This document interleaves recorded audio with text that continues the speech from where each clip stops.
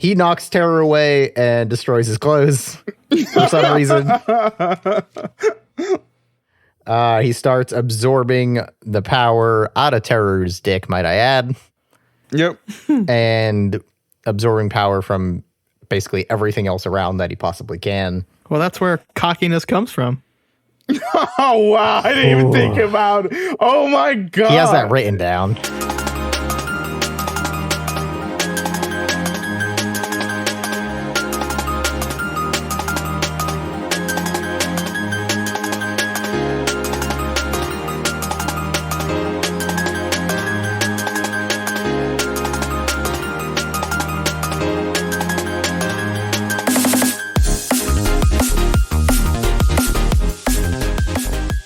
Hello and welcome back to another episode of My First Anime, Mob Psycho 100. I'm your host, Chris Bailey. Salvador, also known as Monkey, also known as Polka Dot Poison. No, not a good joke. Okay. I don't know, maybe. And I'm Anthony Vaught. Would T Polka Dot Poison? Oh, polka dot. I see. Yeah, I see what you're it. going for now. Okay, yeah. I'm ginseng, also known as ginseng. The fuck? Ginseng tea. It's not that kind of tea. I don't know what ginseng is. What's ginseng? Ginseng is a tea, but it's supposed to be about shirts. What? What? Their whole thing is based on. Hold on, are we talking about different things? No, I think we're talking about the right things, but like White tea as in white t-shirt. white poison tea. I thought they were talking about drinks because everything has to do with food in this whole town. Oh my God. No, Did you because, not get dude, the t-shirt? Well, no, I saw the t-shirt. I thought that was just another like play on words. But the reveal, they're like, oh, he's white tea because he was wearing a white t-shirt. yeah, I don't know. Yeah, that's obvious. Well, I thought it was just like a triple entendre going on. You know what I mean? No. No, I don't think so. I think it was Okay, well, literally that'll just... be green tea, okay? Oh, that one works. Yeah, I'm Yeah, green there tea. you go. You can Suck sure. it. Green tea poison. But now that we got that out of the way. Here, and I'm black tea. Happy? You see, I didn't want to do that. That was too easy. Polka dots seemed fantastic. Well, all I wear is black t-shirts. So yeah, it's like so do true. I, which is so sad. God, I wish I had enough. Was it to myself? Fashion sense. No, just to wear more beautiful clothing. More colors. I need more colors. I just give absolutely I give negative fucks about fashion. Oh, yeah, I know. Over the years, or even on this podcast, you were like, fuck belts. And you took some hard stances on Yeah, clothing. dude. And you don't like suspenders either, which is the ultimate. No, Not okay, good. we're not doing it. We don't need to do this again. I think that was on podcast, so we'll just let that. Yeah, My that feelings was are on podcast. documented. Well documented.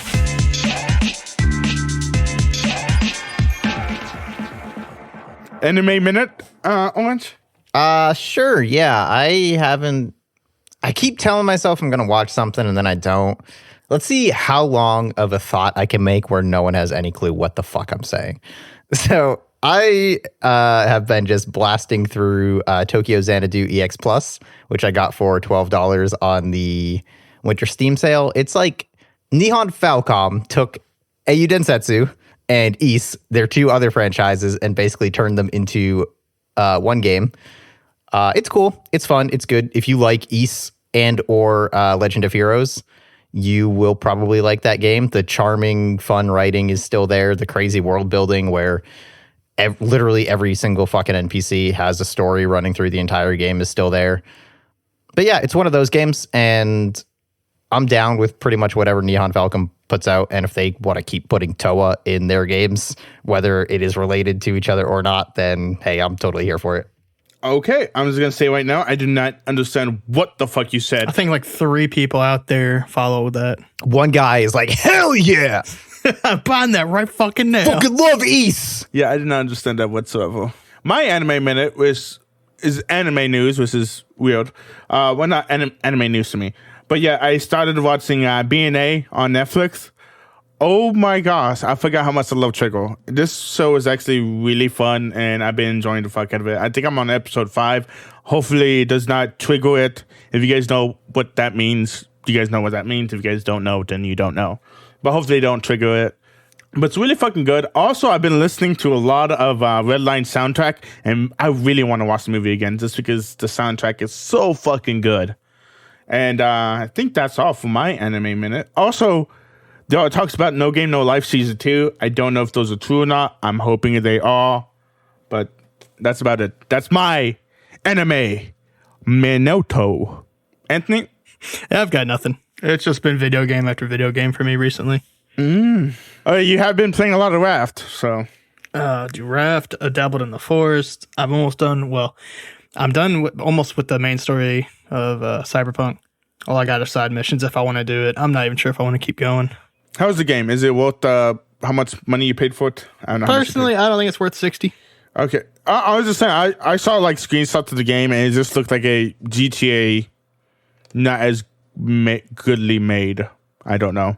I might be turning off a lot of people. It just didn't look good to me every time I looked at footage about it. I don't know. It's fine. I don't think it's worth 60.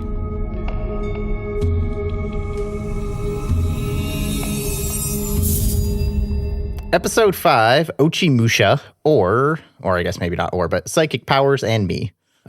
We pick up where we left off with Teru starting to square off with Mob after beating up all the Bonchos and their cronies. Teru is surprised at the existence of another Esper and decides that he has to establish the hierarchy. And we see that Mob is at 47%. Teru attacks and Dimple goes through one of his lectures, which I don't even remember what he said. The attack obviously does nothing. Teru teleports around with telekinesis because what's up? I kind of, that scene was pretty funny. He was just teleporting around and then Dimple's like, oh, he looks like he's on wires. Yeah, he was like, for normal people, this attack works, but for him, it probably just looks like he's bouncing around and I'm just bouncing around like an idiot. And then he was like, he's just bouncing around like an idiot.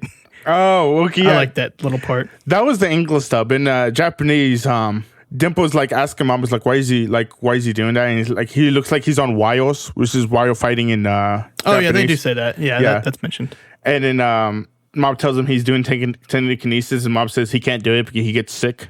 Yeah. That all came up in the English dub too, but he also he gets nauseous doing it. I like that little joke. Yeah. Yeah. And then Dimple's like, hey, why don't you do that? He's like, because I get nauseous. Yep. If I do it. Dimple is berating Mob again for, not using his powers ever. And we flash back to Reagan giving him the code as like a big shadowy imposing figure before revealing it's Reagan. To which Dimple replies, man, it really doesn't mean, or it's not as impactful coming from him. No, I like the fact that Reagan does say power doesn't make you special, which I think it's a very interesting take, if you get what I'm saying. Yeah. Listen, I like Reagan. I'm gonna go ahead and say it. Thank you. Go, Anthony. I'm down with Reagan. I wrote somewhere in one of these episodes, Reagan's a shithead, but but he's right, or something. Okay, I thought you hated Reagan, Owens. I thought you was no, I like Reagan. My man's actor's him, like he's still doing his number one, Yeah, like he's looking out for number one, but like he's still gonna if he's got the option, he's still gonna be a nice guy. It seems like thieves can have codes. He's a conflicting character, and I like him. I like him more than any other character I've met so far. I might agree at this point, just because no other characters get any screen time. Oh, if you look at Reagan doesn't get screen time either. Yeah, I know, but yeah. He doesn't have very stiff competition. Oh, come on. The body improvement guy, the main guy, was it Goshu? He's a fantastic human being. Who? Is it Goshu? Oh, Musashi? Yeah, Musashi. Yeah, sure. No, yeah, he's great. But again, he doesn't get any screen time. So he just does the couple of things.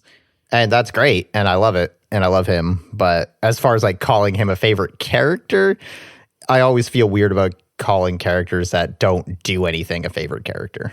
Oh, okay. I mean, this is Mob's story. This is not everybody else's story, but yeah. Yeah, well, maybe it should be. You really do not like Mob. That's what I'm hearing. Which makes sense. I mean, Mob is just he's not, I don't want to say, he's an interesting kid, but he's not really he has no emotions. So after you figure that out, that's I'll have more about that later when we do the rankings. I'm ready to give my full opinion on Mob as a character at any time you guys want. Yeah, let's wait until we after we've talked about the things he's gone through. Okay.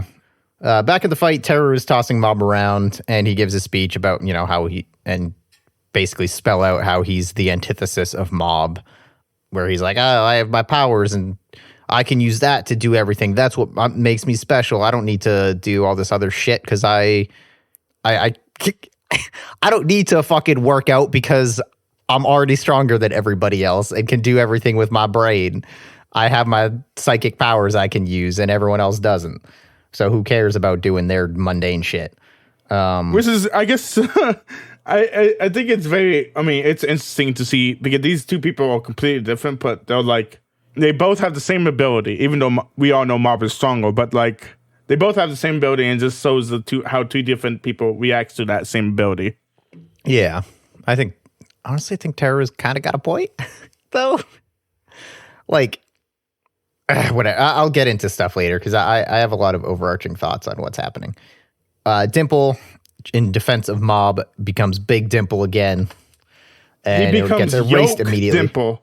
Yoke. He is yoked. You see his fucking muscle? Straight up yoke. Yoke Dimple. Gotta love Yoke Dimple. For about 0.5 seconds. Yeah. That just destroys him. God. Yoink. Yep. And this next section, I kind of hated when it started, but I actually liked the payoff of it. Well, it's funny because when Dimple gets erased, Mob's like mind doesn't move. He's like, oh, okay. It's like, oh, this annoying guy died in front of me. Okay, like, yeah, this annoying because he goes through all the reminiscence, and he's like, oh, he's an annoying, manipulative asshole.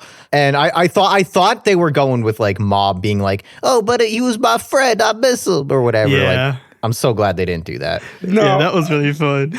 no, it's so funny. All the Dimple's things is like Dimple's like. He sees like a few girls in the hallway. And he's like, "Oh, like she has a nice ass," and and Dimple's like, "Oh, I could teach you how to use X-ray vision," and he's like, "Oh no, I don't know how to do that." But Dimple's so hilarious.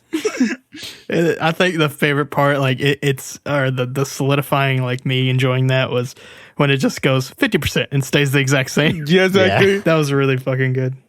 But yeah, it ends off paying off with Mob basically saying to Teru, like, you know, I actually kind of prefer Dimple to you, and he sucks. So that's kind of a good way to handle that, I thought. I did like Dimple, like before he turned to Yoke Dimple, he's like, oh, let's just call it a draw. Like, let's just call it a draw. Like, yeah, Mob doesn't want to fight you. Is what relates that is what that means. He does not want to fight you. After that, Teru tosses Mob around again, pushes him through a wall, gets some knives to throw at him. They ricochet off his barrier, and Teru's head becomes 0%. So good. I want to mention before we talk about that, like the English dub when they were like yelling during the fight or whatever or I guess mainly Teru, very fucking good. Like voice acting screams and stuff during the fight. Oh yeah, I mean that's honestly part of why I always want to do anything from Japan. I want it in Japanese. It's a big thing that like the Yakuza games got me into doing because fucking angry Japanese growling and yelling is like my favorite thing. It's also good at the Japanese. Teru lets out a couple of auras. Oh, I always welcome. But we get to the whole knife thing because they go to the home ec room and Teru's like, "Oh, we're in a home ec room," and he just pulls out a bunch of knives and, like you said, he gets deflected. But Mob's like telling Teru, like, you don't want to mess with that. Like that's dangerous. You might hurt somebody. And the Teru gets bald headed, which is so funny. And but Reagan does discuss this to Mob. He's like, oh, it's like how knives are good as long as you don't use them to hurt people. And this is basically telling you like, oh, this is what Reagan's talking about. Like, yeah, Mob, like having psychic powers is good as long as you don't use them to hurt people. Yeah. Mob's too fucking dumb to realize that. This is also the scene where we get the titular Ochimusha. That hairdo with the bald and the mullet all the way around is, from my research, associated with samurai who, rather than falling in battle, ran away.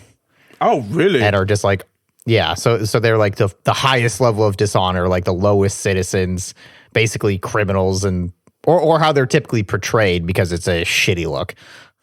It probably wasn't like a real life thing where they would like shave their head in that way, but it's just an easy way to portray them, I think, because when you see that, you're like, oh, this is what that person is. And then my man makes the tie sword. Which is pretty cool. It was pretty cool.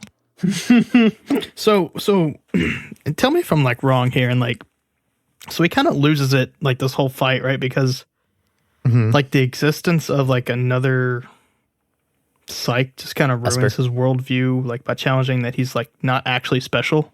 No, the thing is the fact the mob is stronger than him. Because if in the later episodes, like episode was the 8 is the one we watched. Teru has said that he has met those Espos before, but no one was as powerful as he is. We were talking about that in episode 8. Gotcha. Yeah, he basically just wants, to prove that he's better than Mob. He just wants to be better than everyone else. Yeah, because if he's better than anybody else, he can do whatever he wants. If he knows there's a guy who's stronger than him, that means that guy can mess with him, if you get what I'm saying. Okay, well, no, then fuck this. Why?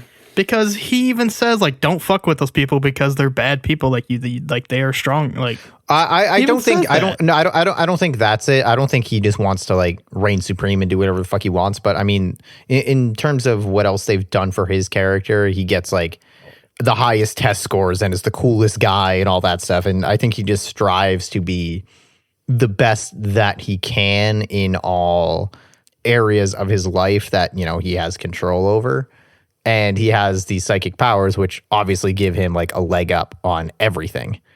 But as Mob basically beats him down, I think at the end of this episode, when he encounters Mob, he realizes that he is just average, because even though he's been cruising through life with these powers, Mob is so much stronger than him. He makes him look like he makes him look like nothing. Yeah, he makes him look like nothing. Without even trying.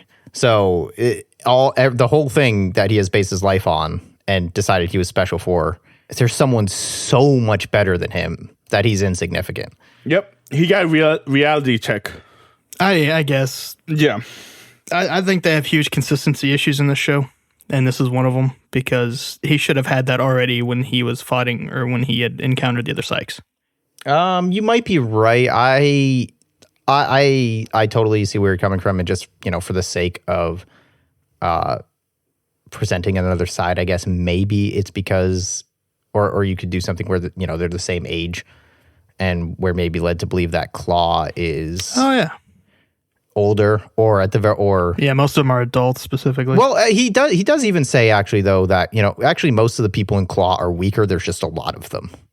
That's tough. I don't know. Well, this isn't the biggest consistency issue I have, but we'll talk more about it. But yeah, this was one of them that I was kind of like, man, come on.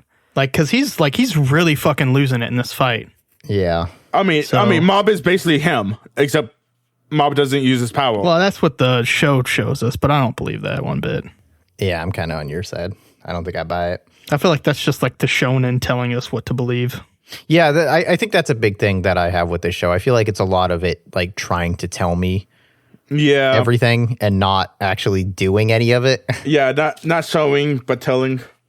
Yeah. That's what I realized when I was watching it with you guys. I was like, ooh, there was a lot of telling, which I don't mind, but I understand if Owens has problem with it. I don't always necessarily mind it if it's done in like an interesting way. Yeah, but this is not an interesting way. Yeah, it's mostly just Dimple and Reagan giving us lectures twice an episode. It's really funny, though, because I have, like, I'm skipping just a little bit ahead, but, when he says I guess I'm normal after all, which is kind of basically at the end of this fight, with some stuff beforehand, obviously, but it's kind of when I wrote down almost exactly what you kind of said about, we get introduced to him at, like, halfway through, and he gets, like, 5 minutes of screen time, if that. And then like now we just watch his whole character arc happen in this one fight that lasts about 15 minutes. It is a shonen. Well, I don't think this is his entire character arc. I think his character arc is going to be coming in the rest of the episodes. This is just where his character arc starts. Okay, yeah. It's that fall from being that other guy and starting to become someone else. I guess it's like a 180 from when we're introduced to him. Yeah, totally. And I don't know, maybe that's more of a shonen seinen thing. I mean, you kind of have to remember though, like Teru thinks he was all badass. Like that was his mindset. When somebody shows up, he reality checks him. He's like, "No, you're not badass. Like you're just a normal person to me." To me, it makes sense. His whole world collapses right in front of him. Sure, but like he's introduced as the antagonist, right?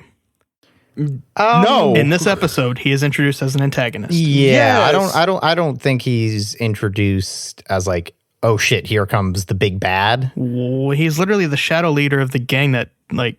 Yeah, I mean, and I think that just might be like our experiences with the genre, right? So that's what I was gonna like. That's where I'm going down like the path of. So he's introduced as the antagonist, and then he just does a 180 in about 8 minutes, right? Of like just. Like usually when you get the villain gets beat down, they lick their wounds and move on. Like they don't just instantly be like, okay, I am normal. I'll be your friend. Like that, come on. Like that's so weird. So that is actually like a big shonen thing. And Okay, it's so I because did write that down. Is it normal for shonen enemies to get beat and then just a lot of it is like that because the characters tend not to be like hardcore villains. And the other characters tend not to be like hardcore heroes in a lot of sense. They all have like their own motivations and things they want to achieve. So then they come across this guy and they're both working towards their goals. And this person beats the shit out of them. And they're like, oh, fuck, this guy's tough. Maybe I hitch my wagon to them. They're all right. Like it's not usually a personal thing when these kinds of flips happen. I don't think they really established that kind of stuff with Teru. I think you're right that it was kind of a flip.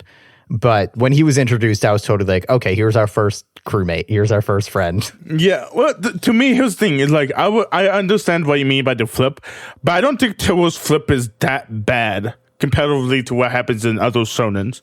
Teru is not like an evil guy. I mean, he's willing to use his fucking powers against other people, which is, I guess, is pretty evil. But he's not like using it to like hurt people. If you get what I'm saying.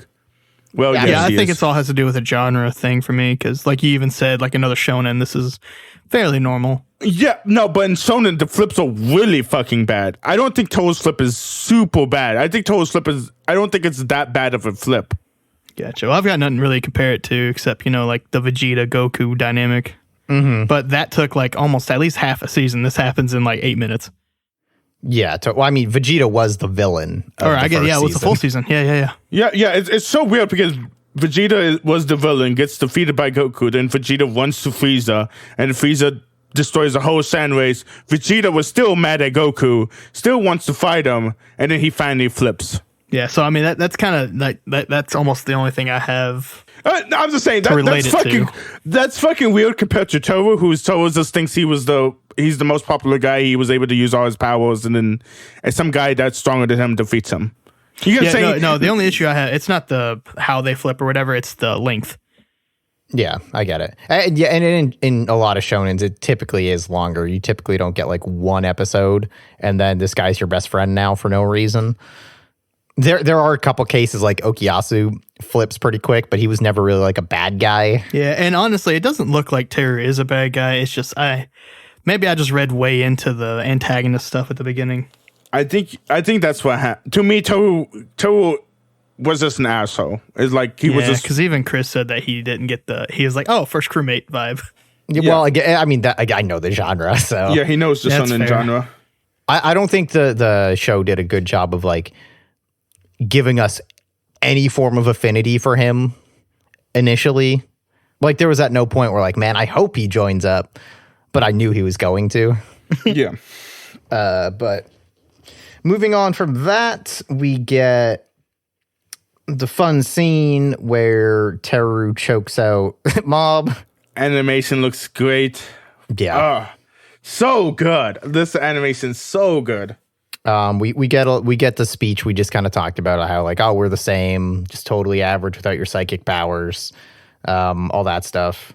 Mob is ticking up and he's given Teru the limpest punches ever. We get the flashback of why Mob is so like intent on suppressing his powers, where him and his brother were picked on by high schoolers and his power came out and he injured his brother. Do you think he killed them? I don't think Probably so. not. No. That was a lot of fucking blood. Like, this is some fucked up shit. You know what I'm saying? Like, Mob passes out because he gets pushed on the ground. He passes out, wakes up, and he knows he did this. And not to mention, he also holds his brother, too. Yeah. Even though his brother technically said he didn't hold him, but Mob knows. Mob falls. Teru lets him go. He's like passed out. And Scary Mob comes up. Scary Mob. Yeah, big shadow mob. Can we workshop that a little bit longer? Shadow Mob like sounds pretty good. I think we got it in one. Scary Mob. How are we fucking second grade? We could go Psychic Mob. We've got he's already a psychic. Shy Mob and Scary Mob. Scary Mob. I'm gonna go with Scary Mob. He knocks Teru away and destroys his clothes for some reason. He starts absorbing the power out of Teru's dick, might I add. Yep. And absorbing power from basically everything else around that he possibly can. Well, that's where cockiness comes from. Oh, wow. I didn't even think about it. Oh, my God. He has that written down.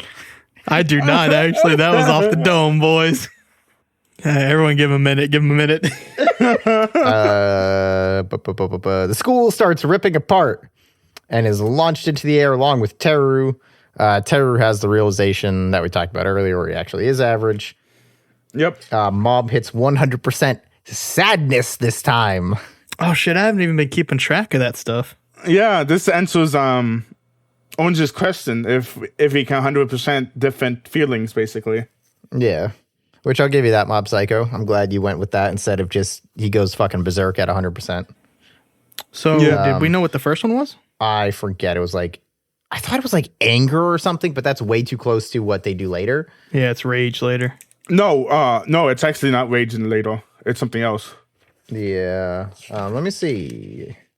But the school, with the sadness, he fixes the school. Well, you have to remember, Mob is why is sad Mob? Why is Mob sad? Because he couldn't control his power. I don't fucking know. Someone has his chip on the shoulder, but yeah, it's because of that. It's because Mob couldn't win. Mob couldn't win without him. Without the powers taking over for him again. Like he legitimately lost again. Oh yeah, that's right. What's his face told me about it. What? Dimple, didn't he? Dimple's dead. Yeah, what are you talking about with Dimple? Oh, and there's another scene where Dimple says like Mob or someone says that Mob couldn't. Well, Dimple realized Mob can't win this fight. Which I'm just saying, you guys. Wait, no, there's a scene where Dimple says something at the end. It's because he's not. Yeah, it's still the narrator though. I don't know what you're talking about, dude. Oh, so I remember the narrator, which is the voice of Dimple. So I thought it was right here saying something along the lines of like, Mob is sad because he cannot control he can't control his power, and that's why he's sad. Oh yeah, and that happens right. Like he literally tells us, and it's still it's Dimple's voice still. Is it Dimple's voice? You might be right about that. I don't know. It's the English dub. I'm pretty fucking sure it's the narrator for that scene. Because this is where he's like in the fetal position and crying and everything's getting repaired and shit. I'm just going to say, I fucking love that. Like the white tears, because they make it like super white, like his eyes and everything like that. I love that. That still of that is him crying like that. I'm like, that's so cool.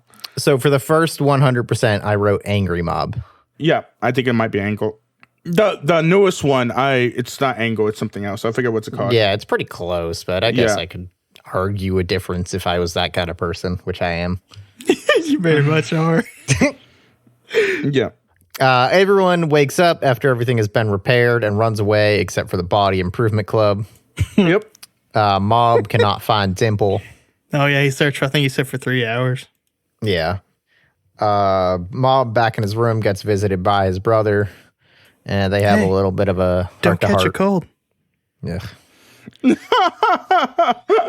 He tells him like, hey, man, yeah, it's cool. You didn't hurt me. Whatever. This is a lie. Just forget about that fight. Yeah. And I assume that you also at this point realize that Ritsu's up to something. This guy's no good. Man, so here's the issue I have. I really wanted to like the brother. He seems so fun and like so nice and so mature for such a young man. And then like you get this evil weird face with the maniacal music in the background. Yep. And I'm like, man, what the fuck? And that's why what's his face is my favorite character now. Reagan. Yes, Reagan. Because he's a fucker and he knows it. Yeah. And he flaunts it. Yeah, and like everyone knows it, and like except his customers and Mob. Yeah, Mob doesn't know That's it. fine. He doesn't like the only ill intention he has with Mob is maybe underpaying him. Well, yeah, definitely underpaying him. Using Mob and underpaying him on top of it. Yeah, I mean, but they're still like overall, both of them are doing a positive good. It's just Mob doesn't have, He is exploiting the naivete of a child, but I think I think that's a fun conversation to have. Well, I know we've already kind of had it because he is doing that, but he also gives him like that's his ear to talk to, which truthfully, I only argue. I mean, I know he could probably just as easily not manipulate the naivety of a child, but it's not completely all bad. That's really just the big problem. Okay, so here's my question for you. Let's go. Do you think Reagan has a change of heart at some point and is like, fuck Mob, all right, listen, man, and just lays it all out and has a legit heart to heart with him? And I don't think I will because I don't think they will because I can't put a finger on anything on the show yet. But if they do that, as long as he remains that kind of person, I'm down for Reagan, 100%, baby. I love the fact Anthony likes Reagan. So does Owens too. Yeah, I think I agree. As long as Reagan's like, look, Mob, I'm gonna be straight with you, all right. But also, all those other people out there, I'm gonna keep scamming them. Or even if he just kind of stays the way he is now, it's still, it's a little shitty, but I still think it'd be okay as long as he either stays what he is or has that moment. I think I'm still biggest fan of him. Okay. But then also at the end, he caught a cold. Yeah. Also, I don't know if you guys. Here's the thing. Teru's stance, whenever he does his stance, I think it's called the kitty paw stance or something like that, or the cat stance. It's something random, but I just know that stance because of JoJo. Because I think Caesar does that stance. Who? Oh, Caesar. Yeah, I think it's either Caesar or it's from part 1, but I think it's Caesar who does that stance. Teru best not be trying to be cool like Caesar. Yeah, well, I think it's funny because there's a lot of anime references in the show. I'm about to talk about one, there's one that shows up in the very beginning of this episode. But I just think it's funny because I saw the kitty paw stance. I'm like, oh, that's from JoJo. Even though I think that might be a real martial arts stance, but I don't know. The kitty paw stance or something like that. It doesn't seem practical if it was a real martial arts stance, but I don't know. Yeah. We good on episode 5? Yeah. I mean, what do you think, Owens? This was actually the episode that cemented me into Mob Psycho. There were a couple interesting bits, but yeah. Anthony, this is the one that pissed me off. Episode 5 pissed you off? Yeah, I didn't like the. I mean, hindsight now after we talked about it, it's not as bad as I thought it was, but came out of it with okay, so the main antagonist just now is the best friend, and the brother who I like the most is now going to be the antagonist. And I was like, you know what? Fuck this show. Oh, okay, and then watching the rest of it, I'm like, okay, fine. I don't know shit, so I'm just gonna watch. I guess that's actually another thing about shonens. They fucking truck through antagonists, dude. You'll generally get one that you're like, okay, this is the guy. Which at least for the remainder of the first season is Mr. Swordman. Obviously, he might even run through in another season depending on how Claw wraps up. But he's our big bad. And everyone else is just a mid boss, basically. Yeah, but Mob Psycho is weird because to me this show is not about antagonists. It's about mobs. How Mob reacts to everything that's happening inside this world. Yeah, that's the way I feel about it. Because they're all big antagonists, like in Naruto and the DBZ and all this other stuff. To me, I don't think Mob Psycho is a shonen, even though it does follow a lot of the shonen tropes. No, I don't. I think I agree now after seeing 8 episodes. If I had I would call this show a character drama. Yep. I thought it was a comedy shonen based on everything I had heard about it and why people like it and shit. But no, it is not comedy and not shonen.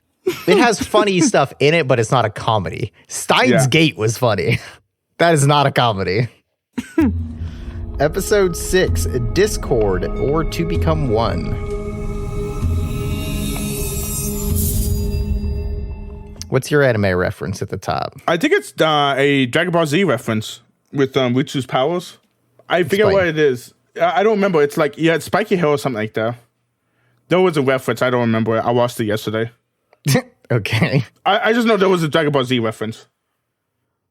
All right. Well, I guess we open on Ritsu having a dream about psychic powers, which, basically like a flashback of, hey, you'll get them too. Then he tries to use his powers to make a water bubble like he did or like a mob did in the dream. Obviously does not work. We cut over to Reagan doing a seance. Which, this is a pretty good scene. Can we discuss how great Reagan is? Like, oh my gosh, it's so good. Yeah, Reagan's pretty good.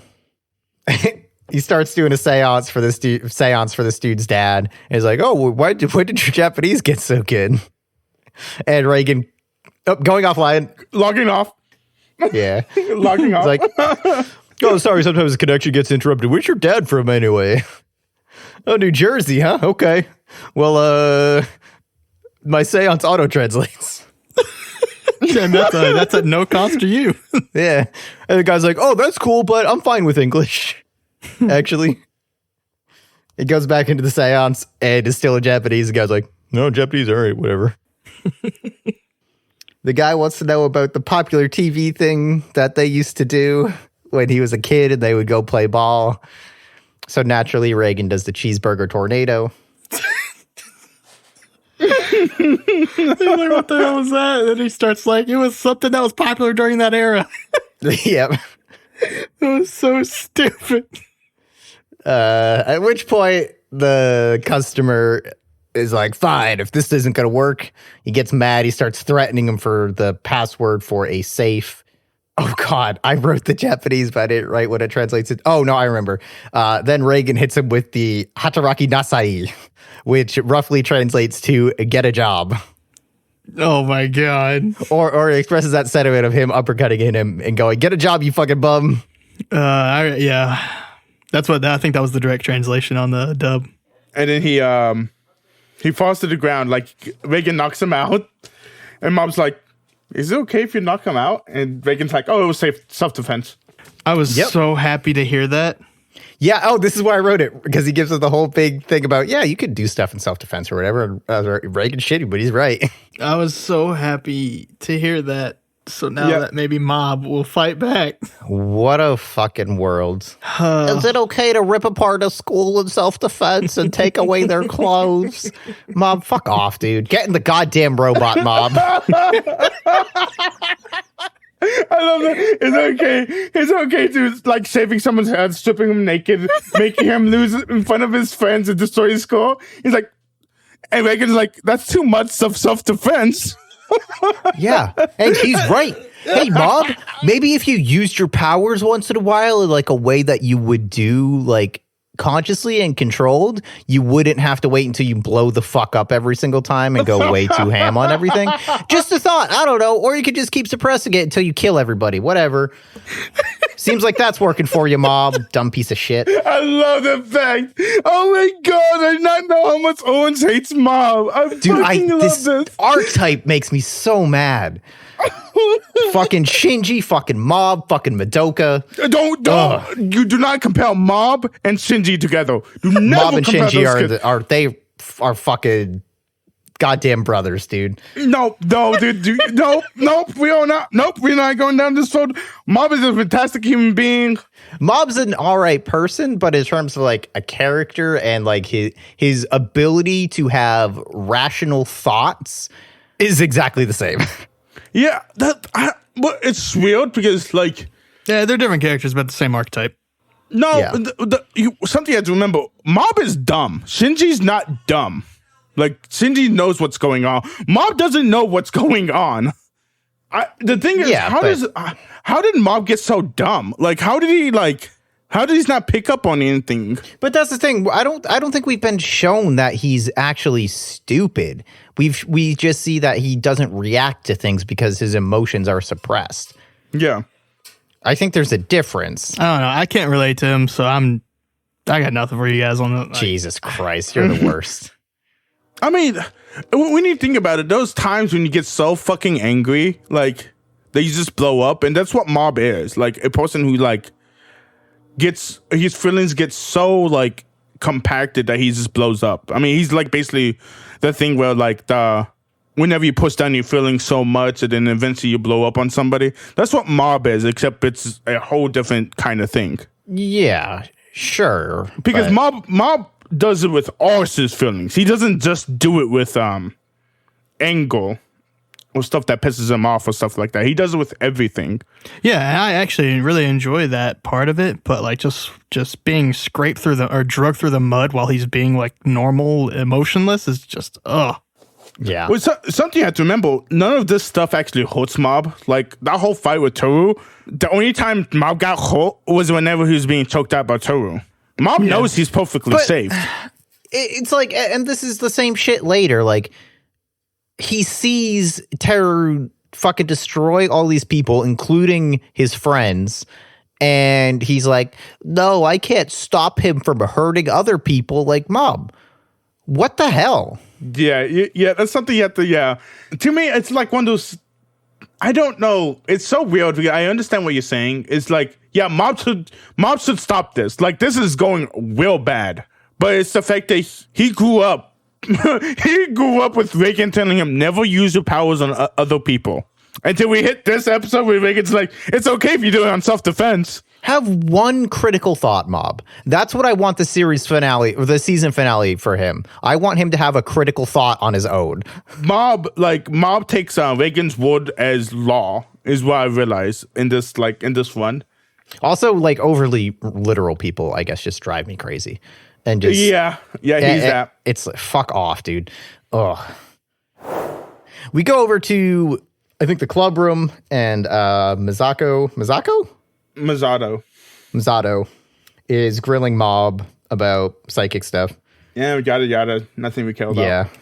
Yeah. Still like her. Actually, there's something I care about. Yeah. So I think Masato is Masato. Yes. Sorry, is the blonde, orange. Yeah, she's not the one in the group, right? No, that's what I thought. Okay, so Masato's the journalist. Can you guys explain to me, is this just a culture thing? Like, when she leaves, she does the blinking thumb index, like, turnaround smiley face, like her hand's like a check mark. What? Like, I don't know. Like an angled finger gun?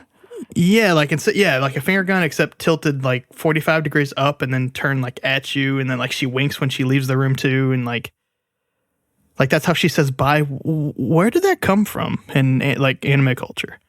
I don't know, because I can't even really picture it or think of it as like another thing. It's probably, I mean, it's probably just like a finger gun type thing, you know? No, I know what he's talking about. It's like whenever you take the finger gun thing, but you put it over your chin. That? Does she put it over her chin? I don't think she puts it over her chin or under the chin. I don't think it is. But I know what he's talking about. It's just, but I think it's just a goodbye. It's just like a really nice goodbye or something like that. Yeah, it's just weird. I just don't, like, no one else does. I mean, I guess there's ways to say goodbye but that's just a weird, like. Look, man, she's the fucking school journalist, all right? Thanks, I hate it. She's got all kinds of energy and she needs somewhere to put it. Tomei overhears the conversation. Oh, no, first we get the explanation from Mob that, Reagan's spiritual, not psychic. That's why he can't sense anything. There's a difference. Tomei overhears the interview and she wants to go find other espers. We come over to Tenga is looking for the person who beat up all the people. Musashi won't give him the name and basically just tells him off. Then we come up to them coming up, Tenga and his crew coming up the stairs and is like, hey, Bob, sorry. Like, we got you picked on by those guys. Tenga being a real good guy in this one. He's breaking all the modes. You get what I'm saying, Owens? I guess maybe here is my place to address it, especially since you just mentioned Misato too. And it's all in like so close proximity with like, you know, the Tomei and Misato and Tenga and the Body Improvement Club. Like Mob's like whole thing is like, man, I wish I was all these other things so I could be popular. But dude, we're 6 episodes into the series and dude has like 12 friends. Like, what the fuck are you moping about, my man? Everyone's nice to you. We come over to the student council meeting where Ritsu and Shinji, or no, Ritsu proposes that they need to start punishing delinquents because they beat up Mob. And they're like, yeah, let's punish delinquents. Mob and Tomei. Oh, no, Ritsu is walking home and gets invited to the awakening lab to awaken spirit powers because he gets mistaken for his brother. Mob and Tomei are at like a town square or something, I guess, with a bunch of people milling about, sitting on a bench looking for other espers. Mob spots a guy with a unique hairstyle. Tomei gets excited about it and then very upset. Yep. That's so good. Which this has such a fucking great payoff later. We come back to Ritsu and he's with, I don't remember his name, but one of the classmates who basically is like lecturing him again, like, hey man, you're good at sports and math, but whatever, don't try to be like your brother. Stop trying to act like your brother by being all like aloof and like you don't care about anything. I'll give them this. They like their B stories or whatever. They keep the same kind of themes. Yeah. Even though I hate where this is going. Oh, did we already talk about? Did he go to the awakening lab yet? Not yet. We are about to get there. Okay. And so that kind of sets Ritsu off a little bit. We get a quick cut over to Mob where he's doing running. He falls over, builds up to 4%. And Musashi's like, hey, man, you're starting to get some stamina. Which, honestly, dude, these guys are so cool. Yeah. Body Boomer Club, fantastic. Real bro. The juxtaposition of like the message in this show and every single character in this show is, maybe I'm a fucking idiot and I'm missing it, but it's kind of infuriating. So far, anyway. Ritsu is then at the Awakening Lab. Yeah, did you want to talk about something here? Oh, no, it's just the fact all these S-balls. Yeah. It's so funny. That man had a chin, boys. God, and I really like the one where she's like, she can guess the 0 card with a 62% success rate. Yeah. I was like, honestly, oh my God. Not bad, though, because like that's not, but like, compared to fucking what we know. Oh my God. We got a kid who could do fire psychic stuff. Sometimes. Yep, kind of. He's like, ignite. Oh, it went out. So I want to mention that I am super fucking excited for this next episode because they're all together. Yeah. I am. I hope these kids are like a thing. They try I want them to try like a prison break. Yeah. With their shitty powers. It's going to be so much fun. Also, Reach is like, oh, wow, he's not as good as 100 yen Lido. Yeah. And then we get the two brothers that can read each other's minds, basically. Again, super good power. Oh, that's a really good power, actually. That power does not disappoint. They have a power of a text message. Yeah, but... I know, but that's what he said, I think, is like, it's the power of email. Wow. Yeah. Right before that, though, we do cut back to Mob and Tomei looking for people again, and he does spot the adult Esper. Yep. And Tomei's going hard on some ice cream when he points it out. She's going hard at it. God. I may have missed this. Why does she care? She wants to build enough like telepathic power to communicate with aliens. So they're looking for other why does she need other espers? Because she needs more people with telepathy. Okay. Also, she doesn't know Mob is like super duper strong. Yeah, also she doesn't fucking know. Yeah. Gotcha. So that makes sense. She's a fucking middle schooler who wants to talk to aliens. And she has no idea that Mob can actually do that. Well, she knows he can like do some stuff, but she has no clue how powerful he is. Gotcha. Okay. But here, Mob is like, "Hey, there's one," and she's like, "What? Another unique hairstyle?" I love that she's like more into the hairstyles now than finding espers. Oh, something we did forget though. When Ritsu meets the faux guy with the goatee, the guy goes over his story. He's like, "Oh yeah, I just come from a wealthy family." Yeah. I like how they tell, like, This game is so satire. I mean, not this game, but this show is so satire. They're like, oh yeah, when we're gonna give the guy's life story, and it's literally like 5 seconds. He's like, yeah, I just come from a wealthy family. That's why I have all this. Yeah. And I wanna do psychic powers. Yeah. We did the shitty espers, and then Shinji, the president of the student council, we learned that he's actually pretty terrible at everything. He gets like mediocre test scores and isn't good at sports and whatever. We see his room, which is just full of trash bags, which, my man, clean your room. Yeah, wait, what? He didn't even have a bed? Or did he have a desk in there? Yeah, he did. Oh, did he? He had a bed of trash bags. It's a thing. It's a thing in I guess in Japanese culture or something that's so that someone's like not doing good is like. I believe the terminology is a depression nest. Yeah, you might be right. I don't know. They I've exist seen this in all several cultures. times. I mean, we did meet his brother, right? Right here. Well, yeah, his brother's the one that's like, oh, you suck at everything. Yeah, I mean, if I had a brother like that, I'd probably suck at things too. We get the dinner scene back at the Kageyama's. Yeah, I guess so. Yeah, so then Ritsu and Shinji go and are gonna do some bad stuff with these recorders. Unlike the previous Shinji did we know, this Shinji would go inside a robot. Yeah, Thank you, Anthony. Fucking sucks. So this guy's name, what's his name? Tenga? That they're framing? Yeah, Tenga. Yeah.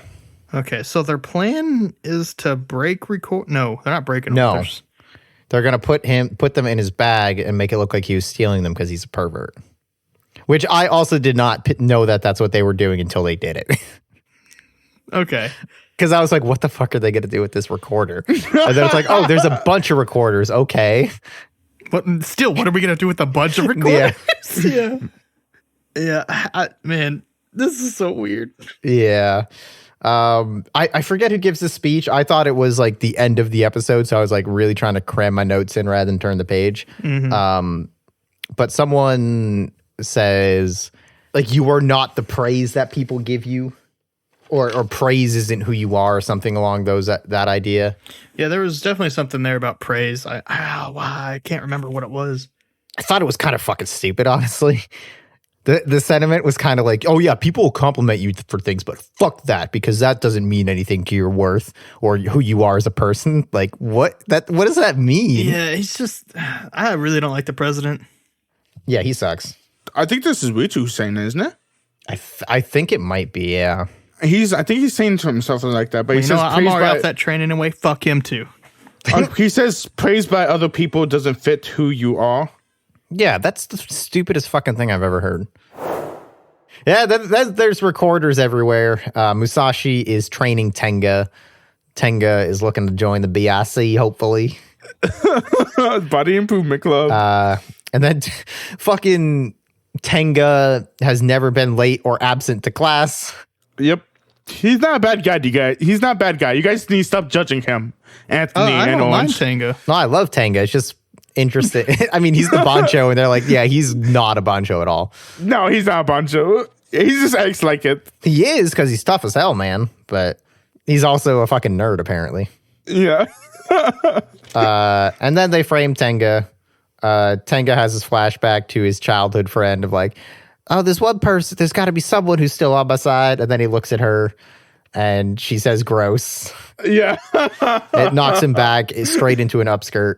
He would not be involved or invited to our fucking Among Us lobby. Like, dude, you have to tell everyone where you were, what tasks you were doing at that time, so no one think like throw someone else under the bus. No, he would fit right in our Among Us lobby because someone would accuse him and go, no, it was him. Fuck you. Wasn't me, it was them. It's funny because the Body Improvement Club guy could just said, yeah, he was with me the entire morning. Yeah, But well, yep. I'm telling you, dude, some of the shit in this, it's anime, so I've got a couple. I think one more in the next episode. I'm like, what the fuck are you doing? But this is the first one where I was like, Tenga, what are you doing?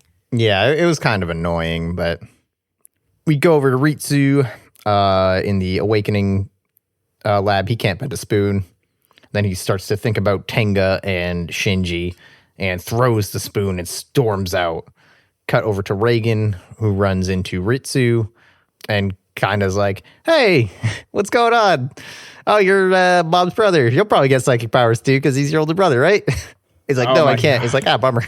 Yeah, that sucks. Yeah, it sucks. He fucking puts Ritsu down. He's like, yeah, you have no psychic powers, do you? No, but see, that's the thing is he doesn't though. Reagan doesn't like put his worth to psychic powers. He tells him that he doesn't have psychic powers. He's like, that sucks. Oh well. Yeah, Reagan's just chill. He goes with it, man. But to Ritsu, that's so bad. Man, the more we talk, Reagan's the man. I'm saying, dude. I'm saying. I think he was gonna hate Reagan for a lot more, and then you realize how great he is. But I never hated Reagan. Okay, I'm glad you guys are getting to that thing. He made me nervous at first, but then like fucking solidified, bro. He's a pro. Yeah, I thought he was just gonna be like all gags, but now he's just like being chill. Like he's the only grounded character in the show. BIC though.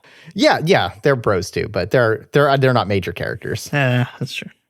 The spoon is all twisted that Ritsu threw because he does have psychic powers. What? Oh, what? And that he sees Dimple. Yep, and this can only go well. He's woke. Are we good on episode 6? Yeah. All right, let's dive into episode 7, Exaltation, or I've Obtained Loss. We learned that people are trying to identify Mob with the moniker White Tea Poison, which is related to shirts and which not we drinks. all understood before beginning of this episode of podcast.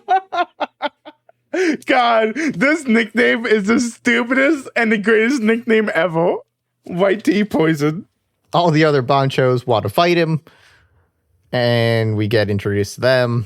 None of them really stood out to me as being particularly cool, but I'm gonna say this, Anthony. This is like a common trope in anime: is everybody wants to fight the toughest guy because they'd be the toughest guy. Yeah, that's fine. I mean, it's more than anime too.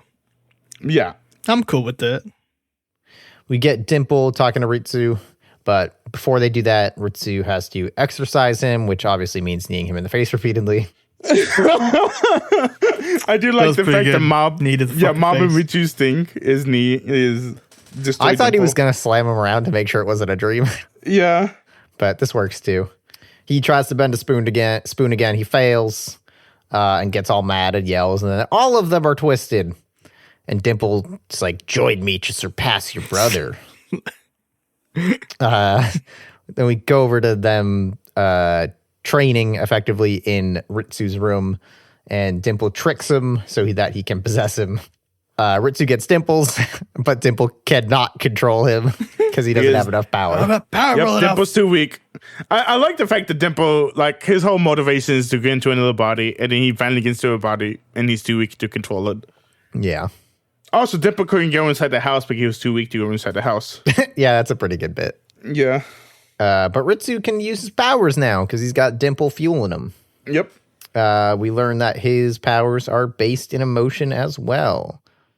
Get a little bit of Shinji and Ritsu just going around framing a bunch of students. And Ritsu's powers are growing as they do it. And he goes and shows off at the Awaken Lab by bending a bunch of stuff. People confront him about framing them. And Ritsu uses psychic powers to fucking wreck them. I just want to. I guess we're talking about middle schoolers, but they have proof that there's planting of evidence, and then their solution is to fight instead of like go to like a principal or some shit. Well, I don't think they do have proof. Well, then how do they know that they're planting evidence? Like specifically, it's them. Well, because they're the ones like finding all the culprit. I don't know. They don't explain it. I don't know if they do have proof, but also like we talked about student council last time, right? I think this is probably the kind of thing from watching anime and playing JRPGs. I'm sure it's dramatized, and I'm sure I have no fucking clue what I'm talking about, so I'm sorry. But this is the kind of thing that at least in these kinds of things would be like, oh, take it up with the student council. Like they are the ones who are going to handle this. And the student council are the ones doing it, so what do? You go above them. Right, but that's what I'm saying. Like that dynamic probably isn't there or whatever. I don't know. But okay, and that's just one issue I had with this kind of. Or the scene. student council just goes, no, what? They're liars. I don't know, and they probably take the side of the student council. Sure, that I could be more understanding of. I don't think I need to tell you about problems with law enforcement. So the narrator literally, they were talking about this while they were doing all the blackmail shit. The narrator is like, one gets drunk with power while the other one with guilt. Do you guys remember hearing that quote? Yep. That's later on, isn't it? It's not now. It was during the blackmail. Was it during the blackmail? Yeah, because like the president or whatever keeps getting like, you know, he keeps blackmailing everyone else, and then what's his face keeps feeling more guilty. And then like right here, they just completely go against everything that they just said in that narration, because old boy's like, all right, time to fight everybody. Like, he's the one drunk with power, not guilt. Mm-hmm. But what? So they're implying that the other guy actually is drunk with guilt, or no? You're right, but also in the case of Ritsu, it's both, because we know that, at least as far as he knows, like the guilt is what is fueling his growth in power. So he does feel guilty, but also he's willing to feel guilty for the power. So he's both. Yep, he's both. Well, for shonen explanations, they did a fucking shit job being consistent.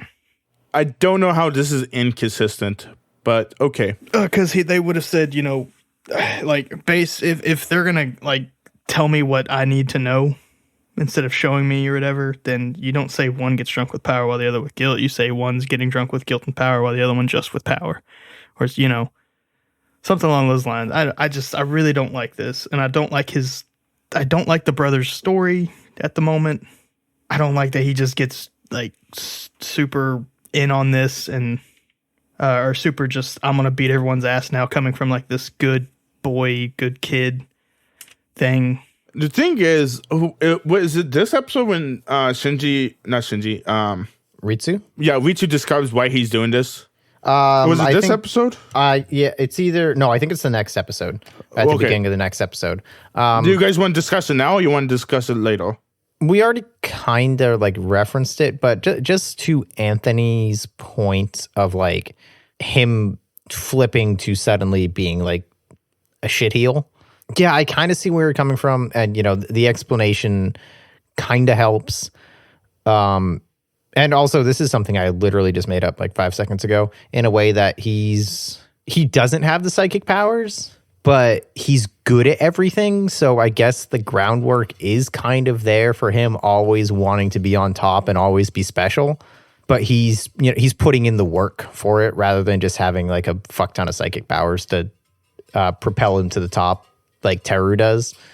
So him finally getting the psychic powers, I guess powerful ones at that, makes him or pushes him further into that feeling of like superiority and being special. And that's why he's just like power tripping constantly. It was too much of a turn too fast for me. To me, it's one of those things when somebody has great power, sometimes they turn, and Ritsu turns when he has great power.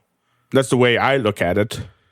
And like, not only was he afraid of Mob's powers, but he was jealous.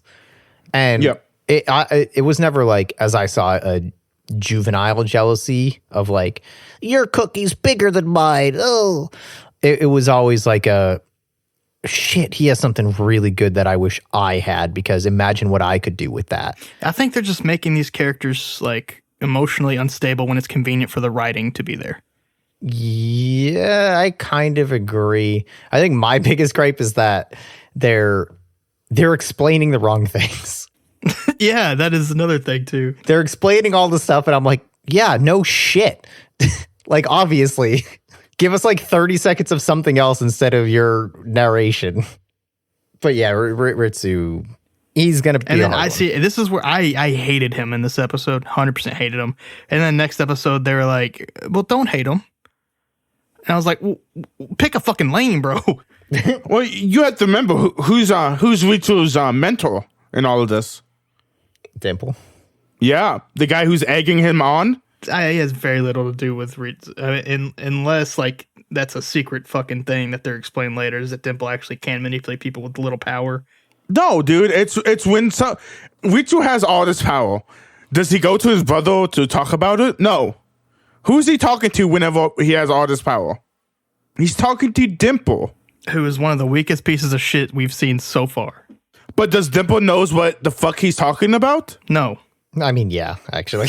Yeah. And also, talking about the weakest piece of shit of all time, Reagan's like that. But who's Mob's mentor?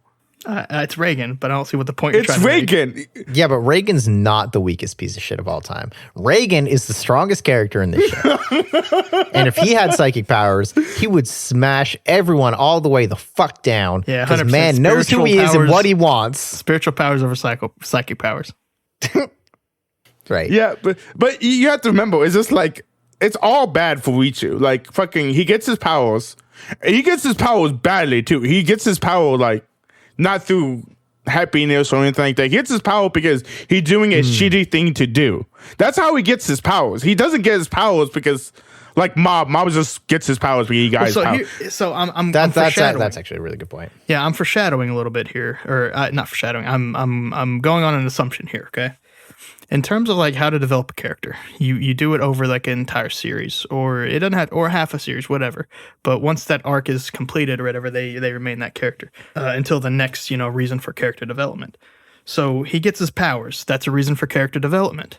And then literally one episode later, he's like on the side of his brother again. So are we done with his all like developed arc now? What are you talking about? So I don't know how to simplify this. I honestly don't know exactly what you're talking about, and it's not in the way that like I literally don't even remember. So we can circle back to that when we get into episode 8. Okay, just because let's do my memory will be refreshed on it. I think But I do want to call out. out. Monkey made a really good point of Ritsu's powers is fueled by him doing shitty stuff and like feeling bad. So it makes sense that he's going to go around and be an asshole because as far as from his perspective, that's what he has to do to keep his powers. Right after that, Teru shows up with his head at 150%. That was so good. No, so before that, so we have this discussion. Dimple does ask Ritsu, how did you get your powers? He's like, did you shit your, the one thing that got me was, did you shit your pants in front of a whole crowd? That's how I got my powers. Yeah. So apparently that's a way you can get your power. But Ritsu says like, oh, I got my power because of doing bad stuff. Like I just feel crappy. Yeah, and that's how he got his powers. Yeah. Yeah. Yeah. So that's what I was like trying to say. It's like this is what Ritsu's getting his power from. It's from all the guiltness he's doing. I don't know. I think there's do guilty people really get this cocky like and start beating people up? Well, again, it's a dichotomy, right? He's getting the cockiness from his powers, and I mean, to be fair, these guys came after him. Yep. But he's seen what psychic powers can do his whole life. He knows how much stronger he is than these guys. So of course he's gonna be cocky. I'd be fucking cocky too. Yeah, I guess that's it. I don't That's the end of subscribe. that We thought. can agree to disagree on this character. I hate him. Oh, that's fine.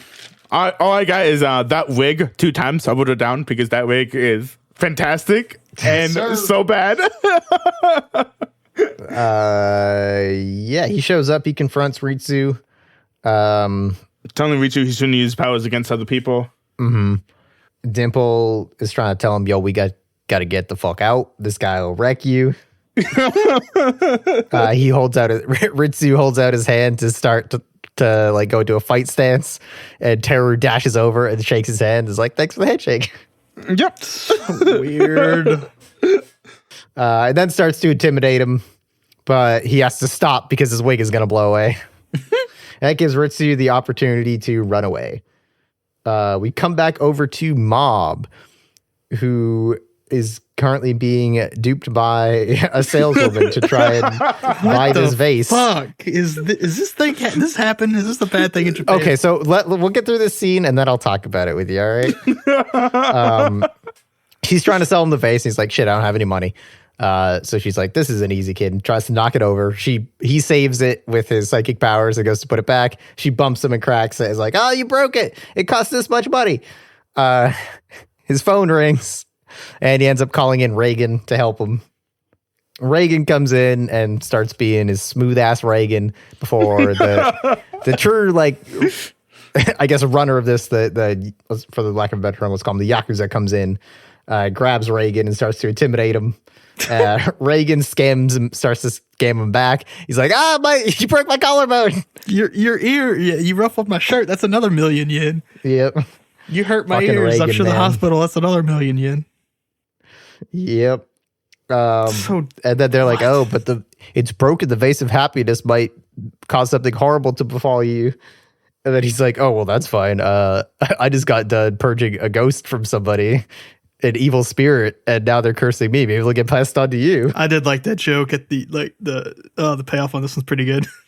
They try to laugh it off, and then a bunch of stuff breaks. And he's like, hey, nice work with that, Bob. He's like, what? I thought you were actually sending the evil spirit at them. Yeah, you didn't see the evil spirit Couldn't there? see it. Must be too weak. But yeah, that kind of thing.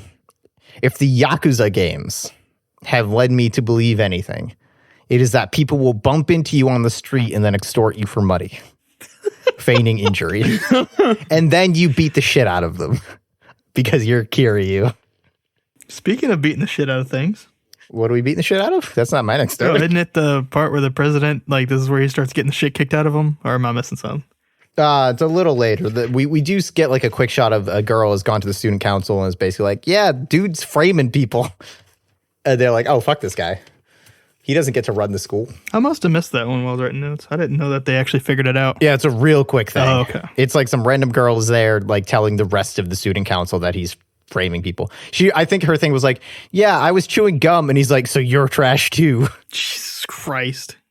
Yes, the student council president is kind of a dipshit. Yeah. And then Ritsu is on the roof with Shinji, and Ritsu goes on some fucking nonsense speech about how he wanted to be a fool, which I didn't get. We come back to the club room. Yeah. So this describes why Ritsu's doing all of this. He basically was bored. He's tired of like this melancholy life. Like he's like, oh, like I am the perfect guy. Like I did all the like. All I'm doing this is just because like I was bored. Yeah, That's not what I got, but okay. That's the way I felt like it, because like he's like, yeah, I was tired of this life. Like I was tired of being the good boy. I was tired of, so I decided to do something bad to see what would happen, and this is what happened. So we go back to the club room of the BIC. Musashi is trying to encourage Tenga, like, yo, man, get your ass up back to school. Bancho shows up, and Ritsu knocks him out, and then others start to show up and beat up Shinji because they think he was the one who did it. Ritsu goes to Shinji's house and is like, yeah, oh no. And Ritsu's like, hey, man, I'm done with our little scheme. And please stop beating people up because they think it's me. Ritsu is just power tripping like crazy, being an asshole. There is one good thing about Ritsu though. Did you guys see what he was holding when he was inside the guy's room? No. He was holding his shoes.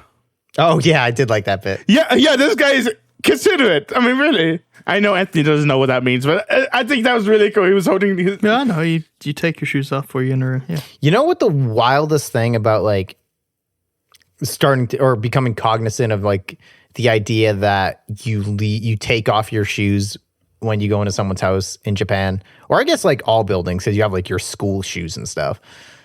The fact that we leave our shoes on in the US, like what the hell? I knew people growing up. It was definitely like part of the minority, but there's some houses where they were like, hey, take shoes off.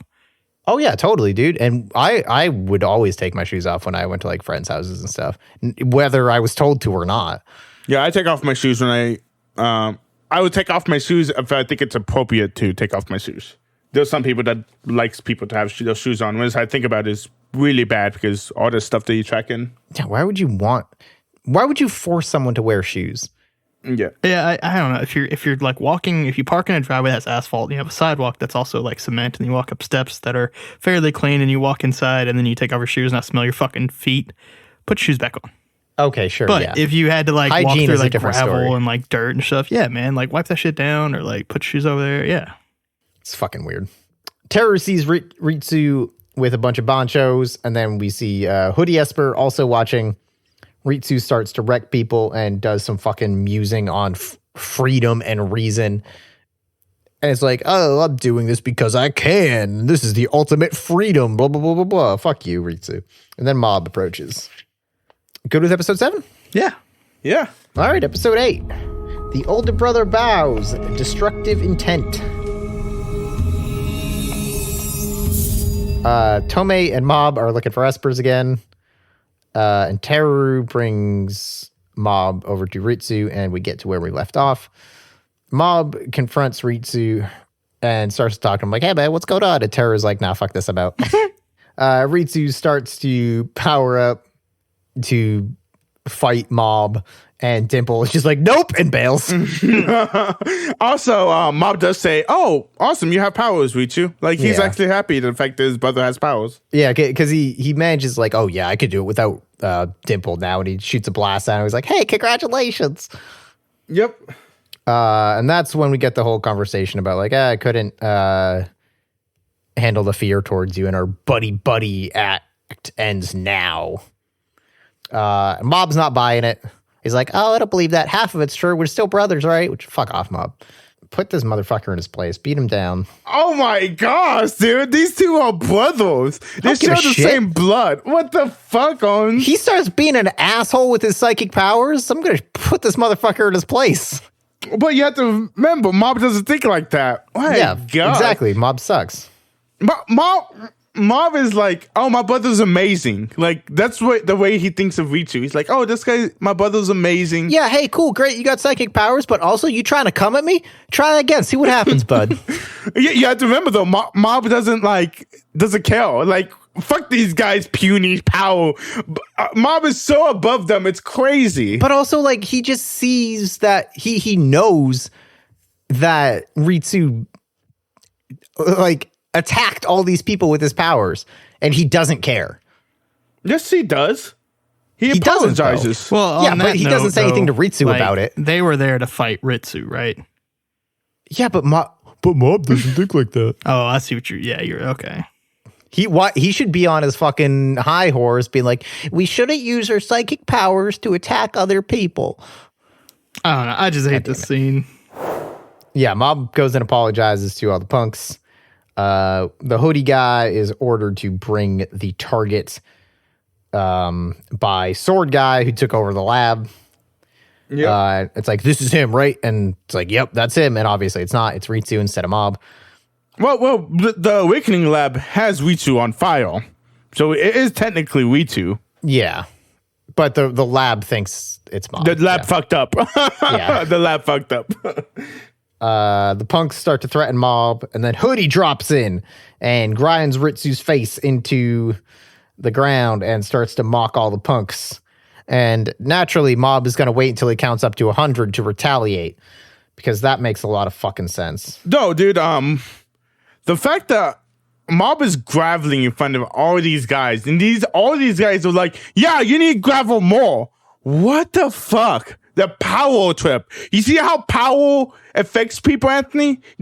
All these guys. None of these fucking guys are realistic none of them fit in the real world at fucking all. Okay, I don't know what point are you making about this. My point is like they all.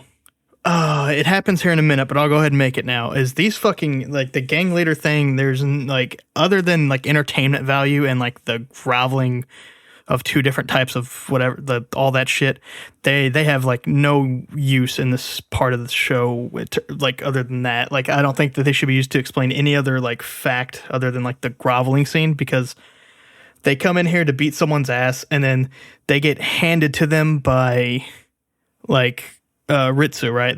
He kicks their ass, and then like just a little bit later, or he handles all of them, and then later on when they start fighting the hooded guy, like he beats like 3 of them, and they're like, oh god, we need to run. Like it makes no fucking sense why they like, or god, I had this point written down. Let me see if I can find it. Yeah, so Ritsu beats the shit out of all of them, and then now they start running after this man, handles like 4 of them, and they stayed around after like Ritsu kicked their ass. It just doesn't make sense. These guys have like no consistency in their logical thinking. Yeah, totally agree. They are there to be fodder for whatever needs to happen. Yeah, I mean, I agree with that. I'm just saying these guys are a piece of shit. That's all.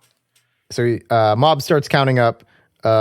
and he gets knocked into a wall, and the hoodie makes all the punks grovel again, and starts to take Ritsu away, and Mob goes and attacks him. And I wrote, fucking finally. And then immediately, never mind.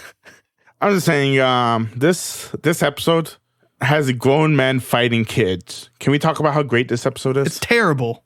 It's fucking awful. It has a brother like about to start swinging on another brother, and then at the end they're like, "We're cool now," which is fine. He should have.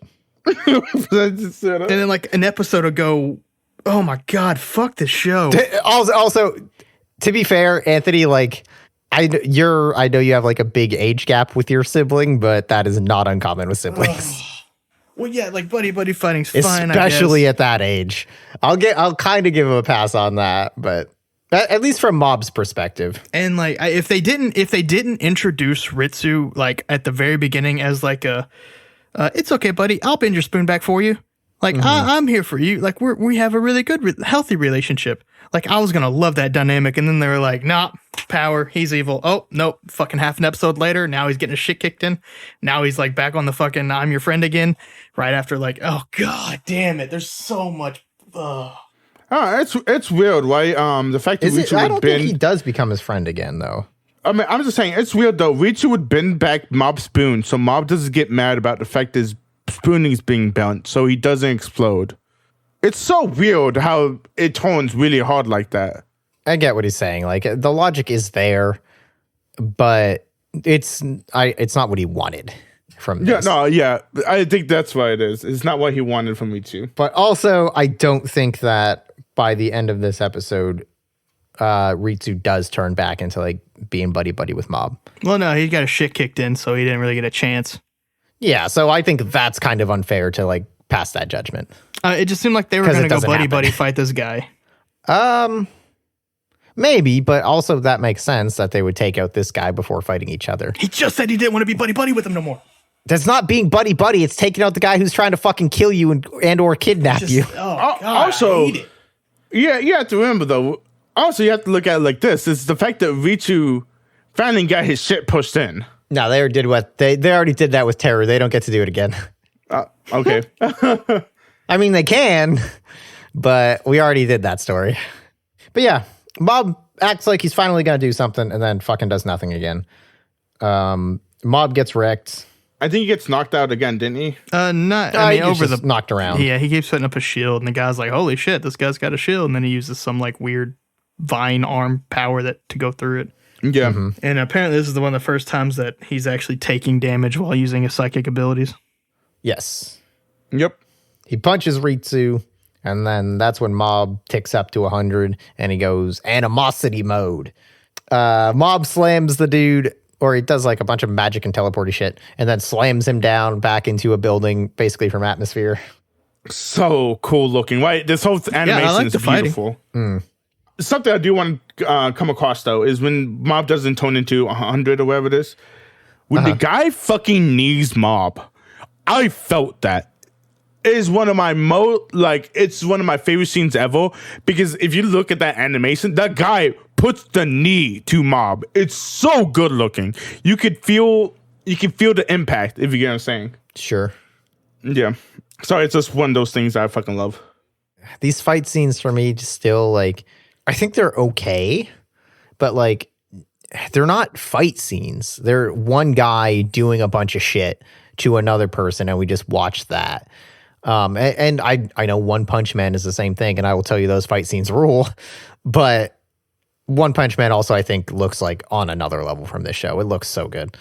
And also they have other characters around when they need to like make a real fight scene happen. That isn't just Saitama being like, what? We think dude is done, but no, Hoodie Man gets back up and he energy bombs. And we see Dimple floating around in the background just watching. Which I almost wish Dimple didn't get a scene here. Is this where he does like his obvious fucking conclusion? Yeah, probably. Because I wrote on, thanks Dimple for the obvious fucking conclusion. A hoodie guy goes to attack Mob again. We think he has a knife, but oh no, he has some knockout spray instead and knocks out Mob. But you're forgetting one very important scene. So the guy energy bombs Mob. What happens to Mob? Nothing, right? his coat. His coat Oh, starts the fucking slipping white away. tea gets exposed. Yeah. Oh my gosh! And all the he's white tea tea bags poisoned. explode from his jacket, and we learn that he was named after a type of tea. Absolutely. A tea Guys, short. I could smell The that tea when color. it exploded. God, but the white tea poison thing, like, it's the funniest shit ever. The fact that Mob's white tea poison, and he doesn't even know he's white tea poison, is the most funniest shit ever. Everybody's like, "Oh my gosh, it's white tea poison." So dumb. No, knockout spray, but Mob gets back up. And Hoodie Guy pieces out with Ritsu. Teru comes back, and Mob is still unconscious. And anyway, forget all this. What's going on with Reagan? I love these transactions are so good and so weird. Reagan is grinding some Himalayan rock salt onto this lady's shoulder because ghosts are weak to salt. True. And then he gives her a rock massage and unleashes another one of his special moves, Aroma Runaway Express. The pose is so great. Yeah, and we learned that Mob hasn't been at work for a while, or today. He's going to or get a big whatever. lecturing. Yeah. Yeah. We get some Ritsu flashbacks from Mob. It's basically all stuff we've seen before. And then he wakes up at Teru's apartment. And Teru warns us about Claw and how they just brainwash children and like bring out their psychic powers. And they're mostly weaker, but there's a lot of them, so they just beat you on numbers. Also, Teru is a natural psychic. This is very important. You guys remember that. Yeah, Claw makes their psychics. Yeah. Yeah. Oh, Dimple tells them about the lab that Ritsu went to. So they go there and wake up the leader and kind of interrogate him a bit, and he's useless as hell. And then we see, yeah, go ahead. The foe and goatee guy. Yeah. Go on. Then we see all the Ritsu and the all the useless kids being marched through the forest to the Claw bunker while the credits play. And that is where we leave episode 8. Why did the guy say, "I'm going to spank your butt if you guys misbehave"? Yeah, probably something like that. Anything else on episode 8? No. I accidentally watched all of the outro. So I got the little introduction of what's going to happen next episode. Is it actually going to be like a prison break with the useless idiots? I think that's what they were talking about. I was like skipping ahead. Dude, I would be so in for that, actually. Yeah, it just fits, That's what I want. I was going to be sarcastic. It just fits what they've done for Ritsu so far. You really hate this kid. No, because this would give him a chance to like work with fucking useless To people. redeem himself, yeah. We'll have a full fucking character arc in 3 episodes. Might I remind you of Fooly Cooley that had like 8 character arcs in 6? Here's the thing, Anthony. You have to remember. Me and Owens have watched a bunch of anime where the character arcs are like 10 to 20 episodes, and they're not good. So for me, if it's like a good refresher or good breather, the character arcs are not that long. And to me, these character arcs are not like, they make sense to me, if you get what I'm saying. They don't like go out the fucking window. That's Yeah, the way I mean, feel I'm about it. kind of in between where like I don't think they're good currently, but I'm not like infuriated by them. I'm like, yeah, I get it, but I'll be curious to see how it like all ends up playing out, and because obviously these characters are going to stick around. Like Ritsu's not going to be gone after next episode. Yeah, and that's kind of what I'm really worried about is that like if they go through too much shit, then like everything they do will have no like repercussions in terms of like you could literally do everything and we're like, oh yeah, because he already had that arc, 6 episodes ago. He's already done stuff like that. Like they're like, and then eventually they'll just be like the same shit. Sure. And that makes me I don't think that that's good storytelling in my opinion. Is you have to set boundaries of your characters to stay within their character, like literally staying in your lane. Mm-hmm. Totally. And these motherfuckers are just swerving everywhere. I think Ritsu is pretty much the only culprit of that. I think all the other ones are pretty consistent, but yeah, and I don't know, maybe because it could be just to keep this metaphor. It could be like I'm used to like 3-lane highways or whatever, and they're on a fucking 20-lane highway. We'll see what happens, but yeah. Again, I do think it is just Ritsu and to a degree Teru, but yeah, him not so much. He was just, again, like he's the fucking shonen guy. Yeah, I didn't mind Teru after because it looked like they introduced him, gave him like a little bit of backstory, and then like these next he stayed the same during these last like 4 episodes, except for right after he gets his ass beat, he has this realization okay, and then but he stayed that realized I'm gonna say woke guy, you know what I mean? Like he stayed the same. And then we'll see what they do if Ritsu goes through his little thing. And maybe around episode, we'll call it just 10 for arbitrary numbers, around from 10 until the end, he remains the same after his thing's resolved. I'll probably feel different about Ritsu too. No, something you have to remember though, you're saying Toa was had a lot of episodes. No, Toa has very short episodes. Well, no, he had that one episode, but every time that we saw him, every screen time that he got, he wasn't changing. He stayed the same as he did the last time we had seen him. Yeah. Where Ritsu feels like he's barreling through a season-long arc in 3 episodes. And honestly, if they resolve the arc and he stays fairly similar or stays within his lanes that he has established that he can do, then I think I will change on Ritsu. But right now, man, watching his fucking story unfold, I am not a fan. Okay, well, I'm just saying, you guys, we're about to hit the end of season 1 with next week. We are doing season 2 too. So, dude, I cannot fucking imagine watching this show week to week. Holy crap! There's not enough in one episode of this show for me to be like, man, I can't wait for next week. This would be one of those ones where you're like, fuck, hold on, there's 4 seasons out now? Damn, I have to go rewatch it. I finished on episode 8 of season 1. Yeah. I could see something like that. Yeah, I think I got most of the stuff I wanted to talk about big picture wise out, whether I wanted to or not. Sometimes you just tick over to 100%, it comes bursted out of you. I want to ask Anthony this question. Monkey, don't answer because you know the answer. If this is too broad, tell me, but answer to the best of your ability. What the fuck do you think this show is doing? Oh God, I don't know, man. What is it trying to say? What is it trying to do? Why is this show? What is the end game? Or not necessarily the actual literal plot, but as of right now, the only thing I got is they're trying to show that every single person has different layers. Okay. Because every person has had they're introduced one way and then they get thrown into even Reagan is introduced as the con man, but he's got some really good points, and he's really fun and quirky.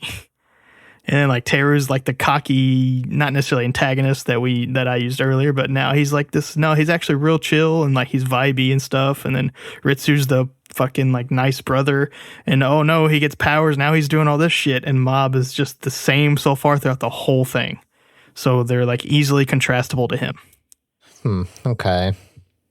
Damn, that was actually really good. Yeah, but see, here's the thing. I have the same thought on that I do with everything I've come up with. And where I just kind of think about it and I'm like, oh, that could be it. And then I think about it a little more and go yeah, but so what? That's this show feels like it has a bunch of half theses. Oh yeah. I have no idea what they're going for, dude. An end game. I mean, yeah, we could probably make that exact argument I did with a lot of different things. Yeah. But specifically the show, I have no fucking clue. Generally, I feel like I've got a handle on something, but I don't feel like I have that with this show. Yeah, that's fair. And it feels like you should, right? Because it's not fully coolly where you're not gonna fucking have any idea until it's over. Yeah. But this one feels like you should know already, but you don't. Mm-hmm. Yeah, that's an interesting question. So, yeah, I guess the usual 2 wrap-up questions. Favorite characters at this point? Reagan. Yeah, I'm on the Reagan train. I still give number 2 to Tomei. I want more Tomei. Tenga, I think, is probably my number 3 now. Love Tenga. Tenga is the one that got framed, right? Yeah. Yeah. Yeah. He's up there in my top as well. I want more scenes with the Body Improvement Club. That's all I want. Good point. You know what we're going to get. Actually, that's kind of an interesting question. So other than, or before me and Anthony answer, if you can remember, how do you think you were feeling about the show at this point, Monkey, when you've watched it the first time? At this point, I was not watching Mob Psycho when it was coming out. I watched it maybe half a year after it came out. Okay, but when you were 8 episodes in, if you can remember. When I got past the 5th episode of Mob vs. Teru, and I know you guys were like, oh, like the whole with them talking about their ideas and everything. It spoke to me. I'm like, this is actually like interesting stuff. Like a kid who doesn't want to use his power to a person who uses his power regularly. To me, it really spoke to me. So when I got to episode 8 and like I got that kick-ass fucking animation of Mob and the Claw guy fighting. Because, like I said, I love that fucking knee. That knee is so good. The white tea poison was hilarious. All of that, it really spoke to me. And then when Ritsu gets taken, I'm like, I'm flipping to number 9 already. Like, I was already on that train. And like I said, after I finished season 1, I read the manga. So I knew what was going to happen in season 2, and I still watched season 2. And there was a lot of manga that I have read that I did not watch the anime because the anime is too slow. And Mob Psycho's not like that. Mob Psycho's like, we're going to go and you're going to take the ride with us. We're not stopping to do any fucking filler stuff. Everything makes sense. That's to me. I understand you guys' gripes though about certain stuff. And honestly, I'll give you that. Shonen without filler? Hell yeah, brother. Yeah. Anthony, how you feeling about Mob Psycho? I actually, despite all of my hangups with Ritsu, I like where the story's kind of going for the most part. I like most of the characters more than I dislike Ritsu, if that makes sense. That's just my big hangup is him at the moment, and I'm not opposed. I don't know if this is my anime, but I'm here.